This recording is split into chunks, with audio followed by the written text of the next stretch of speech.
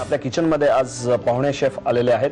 आपण त्यांचं स्वागत करू. Chef Suvarna, please welcome to आम्ही सारे खवय्ये किचन. आणि कसं काय वाटतंय आज तू एक मस्त शेफ एका पंचतारांकित हॉटेलमध्ये शेफ म्हणून आहेस? काय तुझं प्रतिक्रिया, काय वाटतं? काहीतरी अचीव केल्यासारखं वाटतंय? हा, नक्कीच वाटतंय खूप अचीव केलं. इट इज व्हेरी डिफिकल्ट, पण तरी पण खूप मला बरं वाटतंय की मी किचन मध्ये काम करते. तिथे खूप लेडीज स्पेशली कोणी करत नाहीत काम, खूप हार्डली बॉईज असतात, सगळेच बॉईज असतात आणि मी एकच तिथे किचन मध्ये मुलगी आहे सध्या. सो मला खूप प्राऊड फील होत आहे. Very good, excellent. आणि शेफ सुवर्णा ऍक्च्युली आहे लालबागची आणि एक लालबागची मुलगी एवढ्या मोठ्या लेवल पर्यंत पोहोचलेली आहे, त्यातच तिचं कौतुक आहे. सो तू या किचन फील्ड मध्ये कशी काय ठामपणे उभी राहिलीस? ऍक्च्युली जर पॅशन असेल त्या, म्हणजे जर मला आता हे खूप आवडतं, बेकरी हे माझं करिअर म्हणजे मी पहिल्यापासूनच डिसाईड केलेलं आणि त्याच्यामध्ये मला खूप इंटरेस्ट आहे. म्हणूनच मी तेव्हाच ठरवलेलं की मी करेन करिअर तर मग मी बेकरी फील्ड मध्येच करेन. त्यामुळे मी आता 5 इयर्स झाले मी ह्याच कंटिन्यू बेकरी फील्ड मध्येच आहे.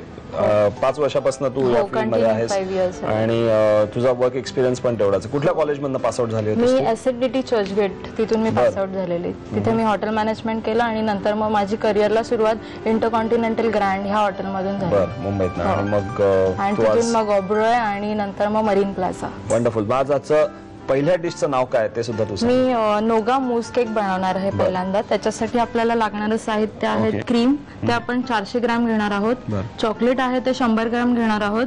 बटर आहे ते 100 ग्रॅम आहे. कॅरमल सॉस 30 ग्रॅम आहे. कॅशूनट्स आहेत ते 50 ग्रॅम आहेत. कोल्ड ग्लेज आहे तो 10 ग्रॅम आहे. सोक केलेलं जेलेटिन जे आहे ते आपण घेणार आहोत 20 ग्रॅम आणि साखर आहे ती 100 ग्रॅम. आणि आपल्याला स्पंज लागणार आहे, तो कटिंग करून आपण ठेवलेला आहे. एक स्पंजची स्लाइस घेतली आहे फक्त. बेसिकली कुठलाही स्पंज चालू शकतो याच्यासाठी? कुठलाही चालू शकतो, कॉम्बिनेशन प्रमाणे आपण घेऊ शकतो. आणि हे प्लास्टिक कशासाठी आहे? काय म्हणतात त्याला? हे ट्रान्सपरन्सी शीट आहे, त्याच्यावरती आपण स्प्रेड करू शकतो चॉकलेट आणि ते शाईन देतं ऍक्च्युअली चॉकलेटला आणि इझिली आपण ते डिमोल्ड करू शकतो, काढू शकतो. गार्निश करता वापरणार ते. वंडरफुल. आता आय मीन तू एवढं सगळं सांगितलं, याच्यातली 2 ज्या गोष्टी आहेत, 3 गोष्टी इनफॅक्ट, त्या आपल्या प्रेक्षकांसाठी थोड्याशा नवीन आहेत. जेलेटिन हे सोक केलेलं आहे, म्हणजे बेसिक जेलेटिन जे आपल्याला बाजारात मिळतं ते जेलेटिन घेऊन पाण्यात सोक केलेलं आहे. नंतर आपल्याला हे मायक्रोवेव्ह मध्ये आपण थोडंसं गरम करून घ्यायचं. पहिलं हे आपल्याला सोक करणं खूप गरजेचं आहे, अदरवाईज जर डायरेक्टली आपण मेल्ट केलं तर याच्यामध्ये लम्प्स राहण्याचे खूप चान्सेस असतात. तर हे सोक करून ऍटलीस्ट 5 मिनिटासाठी घ्यायचं आणि त्याच्यानंतर आपण मेल्ट मायक्रोवेव्ह मध्ये आपण मेल्ट करायला ठेवूया. मी ते करायला ठेवतो. हे लिक्विड ग्लेज जे तू म्हणालीस ते काय? ते जरा लिक्विड ग्लेज आहे ते आम्ही ऍक्च्युअली शायनिंग साठी, थोडं शाईन यावी त्या प्रोडक्ट. शायनिंग मारण्याकरता? नाही, तशी शायनिंग नाही, ही दुसरी शायनिंग, डिशवरची शायनिंग मारण्याकरता. ओके. त्याच्यासाठी हा कोल्ड ग्लेज यूज केला जातो आणि स्पेशली हा फ्रूट वरती सुद्धा मारला जातो, कारण फ्रूट मग आपले ब्लॅकिश होत नाहीत. हे जर आपण म्हणजे सफरचंद म्हणा, जे ब्लॅक होत, जे काळी होण्याची शक्यता असते, ते होत नाही त्याच्यामुळे. आणि हा कॅरमल सॉस काय पद्धत आहे? कॅरमल सॉस ऍक्च्युली आपण घरी पण बनवू शकतो. तो म्हणजे आपल्याला शुगर बर्न करावी लागते, ती कॅरमल करून त्याच्यामध्ये बटर आणि क्रीम थोडीशी ऍड करावी लागते कन्सिस्टन्सीसाठी. आता सुरुवात काय करायची आपल्याला? सुरुवात आपण पहिलं नोगा बनवून घेणार आहोत. त्याच्यासाठी लागणार आहे आपल्याला शुगर. सगळी साखर लागेल? हो, सगळी घेऊ. साधारणतः किती घेतलीस तू म्हणालीस? मी 100 ग्रॅम घेतली. साखर मेल्ट होतीये तोवर मी जेलेटिन मेल्ट करायला ठेवू मायक्रो मध्ये. ओके. एक 30 सेकंदाकरता मी जेलेटिन मेल्ट करायला ठेवतोय.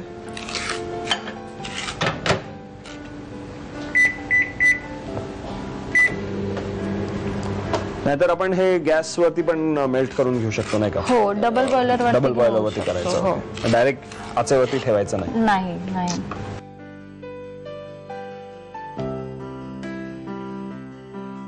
हे आपलं कॅरमल जे आहे ते रेडी झालेलं आहे. ते जेव्हा थोडंसं लाईट ब्राऊन होतं त्यावेळेलाच आपला गॅस आपण स्विच ऑफ करून मग थोडं स्टर करायचं, अदरवाईज ते बर्न होण्याचे खूप चान्सेस असतात आणि टेस्टला पण बेटर होतं ते. त्यामुळे ते तसं होऊ नये म्हणून आपण ते स्टर करून घ्यायचं. हे याच्यामध्ये कॅशूनट्स आहेत ते स्टर करून घ्यायचे आपण चांगले. हे आपण आता कॅरमेल जे झालेलं आहे ते रेडी आहे सगळं. आपला नोगा जो मेन नोघट त्याला बोलतात ते रेडी आहे आपलं. आता ते आपण फक्त याच्यावरती एका वुडन बोर्ड घेऊ इकडे. त्याच्यावरती काढून घ्यायचं. त्याला थोडंसं बटर आधी अप्लाय करायचं की इझिली ते अजून थोडं लावलं तरी चालेल. मग ते इझिली आपल्याला काढता येईल. येस.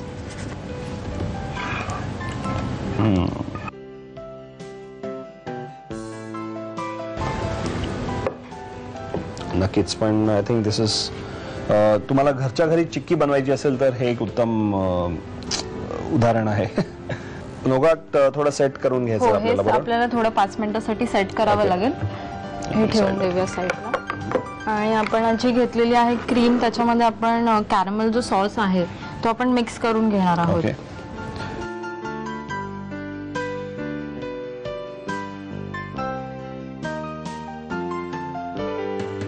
हे आपलं रेडी आहे. मीन्स मिक्स करून झालं का?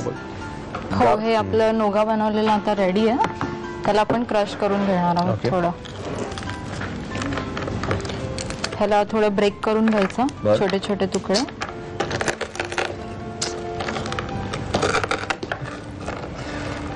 हे जे आपण हे क्रंच झालेलं आहे ते आपण जे आहे पावडर ते यूज करून घेणार आहोत. अच्छा, मोठं नाही वापरणार? नाही नाही.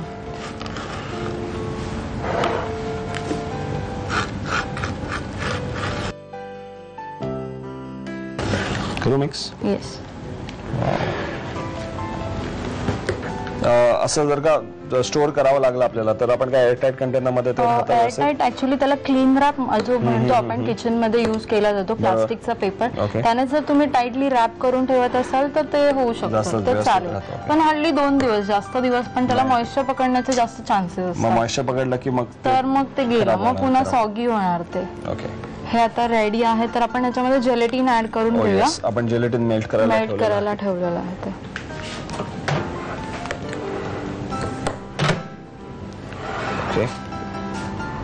जेलेटिन कधी पण जेव्हा आपण शेफ मेल्ट करतो त्याच्यानंतर जे हे मिक्सचर असतं ते आपण थोडं हे ह्याच्यामध्ये ऍड करून घेतो.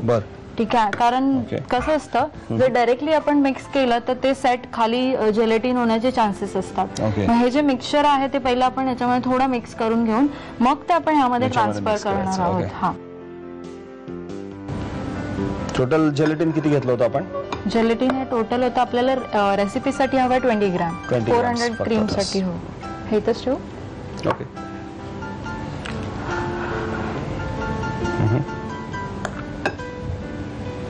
आणि थोड्या याच्यात ते मिक्स करून घ्यायचं. हो.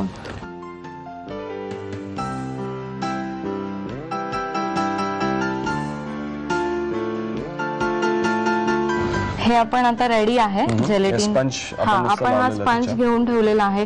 मग जेव्हा आपण बाईट घेऊ तेव्हा आपल्याला स्पंज आणि क्रीम थोडा लेअर येईल, त्यामुळे हे आपण आता ह्याच्यावरती स्प्रेड करायचं.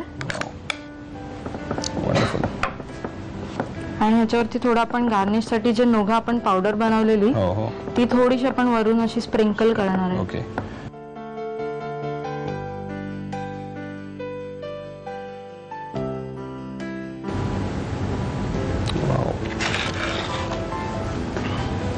कूल. आता हे किती वेळ आपल्याला ठेवायचं फ्रीज मध्ये? हे आपल्याला 15 to 20 मिनिट्स आपण सेट करायला ठेवणार आहोत. जर सपोज एखाद्याला जास्त लवकर सेट करायचं असेल तर आपण जेलेटिनची जी क्वांटिटी आहे ती थोडी जास्त वाढवू शकतो. पण 15-20 मिनिटात हे सेट होईल आपल्या फ्रीज मध्ये. आम्ही हे फ्रीज मध्ये ठेवतो, सेट करायला ठेवतो. नोगा मूस केक आपण सेट करायला ठेवला होता, तो आता मस्त सेट झालेला आहे. आणि आता त्याच्यावरती राहिलाय आपलं डेकोरेशन करायचं पार्ट. तो आता डेकोरेशन करण्याकरता काय तू आयडिया लढवणार आहेस? आपण जी पायपिंग बॅग बनवली आहे त्या पायपिंग बॅग मध्ये मी चॉकलेट आता पोअर करणार आहे. ओके. आणि त्या चॉकलेटच्या पायपिंगने आपण एक नेट बनवणार आहोत चॉकलेटची. बर.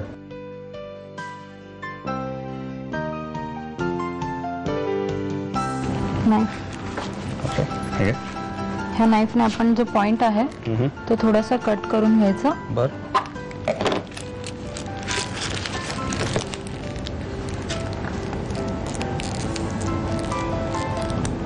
जेवढी तुम्हाला जाड अशी नेट हवी आहे त्याप्रमाणे आपण ही पायपिंग करून घ्यायची आहे, जेणेकरून ती सेट झाल्यावरती ब्रेक होणार नाही. ओके.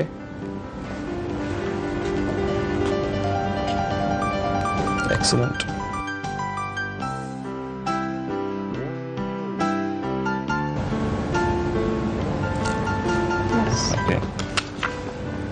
ही जी केलेली आहे ते आपण फोल्ड करून घेणार आहोत.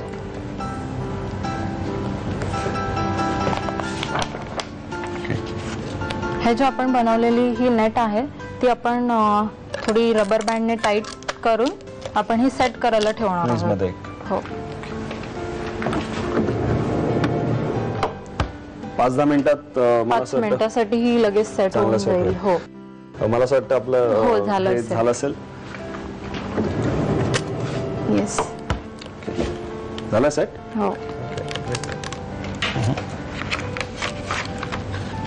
वाव एका हे जे ह्याच्यात ती निघून येते.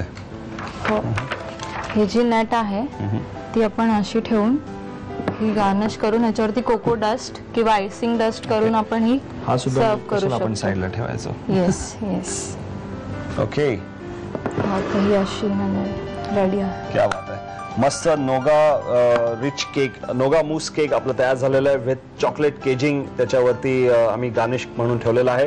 तुम्हाला जर का अशा पद्धतीचं गार्निश करायचं असेल, थोडंसं त्यामध्ये तुमची कल्पकता लढवायची असेल तर प्लीज एक ट्रान्सपरन्सी पेपर घेऊन या आणि चॉकलेट मेल्ट करून रेडी ठेवा. म्हणजे तुम्हाला याच्यामध्ये वेगवेगळी प्रॅक्टिस करता येईल. पण त्याचबरोबर हा केक कसा बनवायचा, मूस केक कसा बनवायचा हे पाहण्याकरता आता जो रिकॅप दाखवतील तो नीट बघा आणि लगेच बनवायला घ्या. नोगा मूस केक बनवण्यासाठी लागणारं साहित्य: क्रीम, वितळवलेलं बिटर चॉकलेट, बटर, कॅरमल सॉस, काजू, कोल्ड ग्लेझ, साखर आणि स्पंज केक. कृती: कॅरमल, बटर आणि क्रीम एकजीव करून कॅरमल सॉस तयार करावा.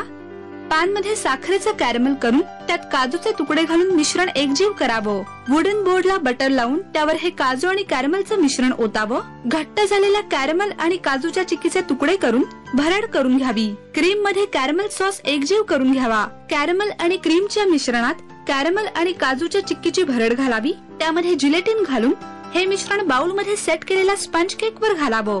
15 ते 20 मिनिटं फ्रीज मध्ये सेट करायला ठेवावं. केक वर चॉकलेट नेटचं गार्निशिंग करावं.